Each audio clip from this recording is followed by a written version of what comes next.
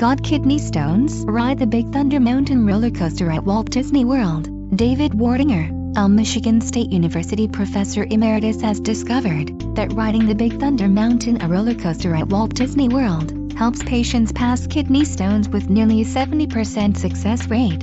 In the pilot study, sitting in the last car of the roller coaster showed about a 64% passage rate, while sitting in the first few cars only had a 16% success rate. This study was expanded by Mark Mitchell, MSU resident, found even better results while sitting in the back of the coaster, with a passage rate of nearly 70%. Both studies showed a 100% passage rate if the stones were located in the upper chamber of the kidney. If you have a kidney stone, but are otherwise healthy and meet the requirements of the ride, patients should try it. Cheaper, right?